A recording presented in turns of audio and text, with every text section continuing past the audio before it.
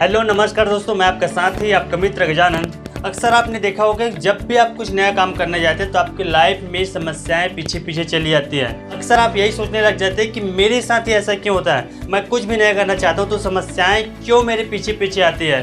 क्या ऐसा कारण है? क्या मेरे लाइफ में ऐसा होता है? क्या और लोग जो सफल हुए क्या उनके लाइफ में समस्याएं आई है, नहीं आई, क्या हुआ है? क्या जितने लोग आज सफल हैं उनके लाइफ में भी समस्याएं थी?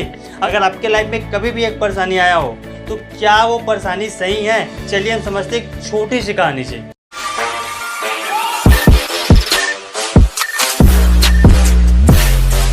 बात सन 1492 की, जब कोलंबस अपनी महान यात्रा पर निकले हुए थे। चारों तरफ नाविकों में हर्षोल्लास का वातावरण था, लेकिन गांव का एक युवक फ्रोज काफी डरा हुआ था। वह नहीं चाहता था कि कोलंबस उनके साथियों द्वारा यह महान यात्रा संपन्न हो, इसलिए नाविकों के मन में समुद्री यात्रा के प्रति काफी डर उत्पन्न करना चाहता था। फ्रोज का मुलाकात पिजारो नामक साहसी नाविक से हुआ। फ्रोज ने पिजारो से मिलते ही सोच लिया था कि यह एक शानदार और जबरदस्त मौका है, पिजारो को डराया जाए। उसने इसी नीयत से पिजारो से बातचीत करना स्टार्ट कर दिया और फ्रोज ने पिजारो से पूछा कि तुम्हारे पिता की मृत्यु कैसी हुई। पिजारो ने दुखी स्वर से कहा, समुद्री तूफान में डूबने के कारण। फ्रोज ने फिर प्रश्न किया, तुम्हारे दादा की मृत्यु कैसी हुई? पिजारो ने कहा, उसकी भी मौत समुद्र में डूबने के कारण हुई। तीसरे सवाल फिर किया फ्रोज ने, तुम्हारे परदादा की मृत्यु कैसी हुई? इस पर पिजारो ने दुखी व्यक्तित्व करते हुए कहा कि उनका मृत्यु भी समुद्र में डूबने के कारण हुआ। इतना सुनकर फ्रोज ने ताना मारते हुए कहा, जब तुम्हारे सारे पूर्वज समुद्र में डूबने के कारण मरे तो तुम क्यों मरना चाहते हो? मुझे तो तुम्हारी बुद्धिमत्ता पर तरस आता है, तुम इतना कुछ होने के बाद भी नहीं सुधरे। पिजारो को फ्रोज की गलत मंशा को भांपते हुए देर न लगी। अब पिजारो ने फ्रोज से पूछा कि अब बताओ तुम्हारे पिताजी की मृत्यु कैसी हुई?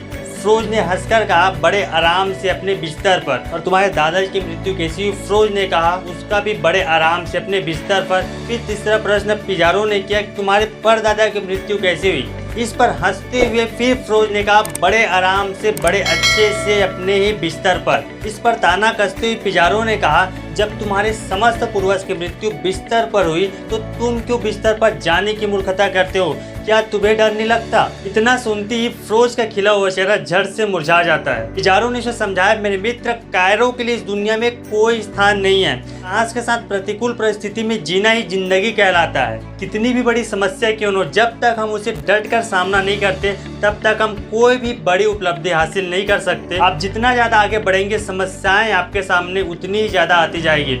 समस्याओं से लड़ने पर सामना करने से छोटी हो जाती है और आप डर जाते हैं तो वही समस्याएं आपको भारी भरकम बड़ी लगने लगती है। इसलिए जितना ज़्यादा हो सके आप अपनी समस्याओं से खुद निवारण ले, क्योंकि इस दुनिया में आपके सिवा ऐसा कोई भी व्यक्ति नहीं है जो आपका काम पूर्ण रूप से कर सके। यकीन मानिए, आपके सामने कुछ समस्या आ रही है, मतलब आप कुछ बड़ा करने जा रहे हैं। दोस्त, कहानी कैसी लगी कमेंट करके जरूर बताइए। तो हमारे YouTube चैनल को सब्सक्राइब करो, हमारे बेल आइकन को क्लिक करें ताकि हमारे नए नए वीडियो की नोटिफिकेशन आपके तक पहुंचती रहे। मिलते हैं हम अगली वीडियो में, तब तक बहुत बहुत धन्यवाद।